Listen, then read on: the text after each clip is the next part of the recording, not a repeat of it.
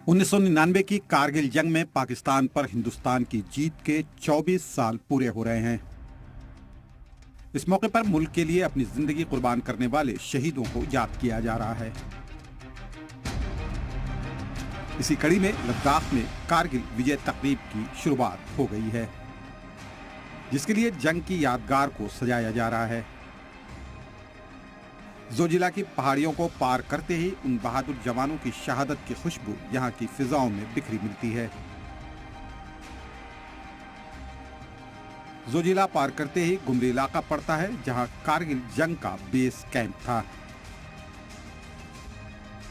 द्रास में कारगिल जीत की 24वीं सालगिरह मनाने की तैयारियां जोरों पर हैं।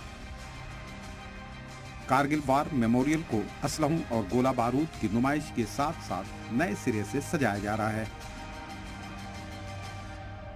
विजय दिवस मनाने के लिए पूरे मुल्क से कारगिल जंग के अफसरान, बहादुर खवातीन और मुल्क के कई इलाकों से सय्याह द्रास में बने कारगिल वार मेमोरियल पर पहुंच रहे हैं।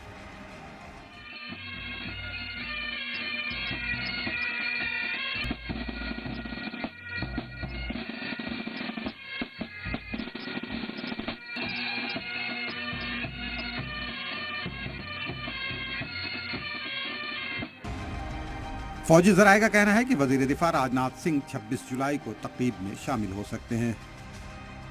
इस वक्त पूरा कारगिल सय्याह और मकामी लोगों से गुलजार है।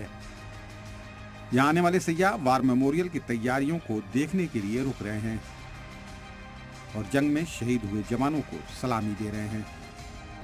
यहाँ से ही जो है सारे कार्रवाई, सारा जंग जो है प्लान किया गया था इसी एरिया से, क्योंकि ये कुछ हद तक सेफ एरिया था, पहाड़ियों से घिरा हुआ था और यहाँ पर जो है इंडियन आर्मी ने बेस कैंप बनाया था और यहाँ से जो है वो आगे की जंग की रणनीति तैयार करके आगे जो है टाइगर हिल्स हो या फिर दूसरे हिल्स हो, उन पे जो है आक्रमण करते थे।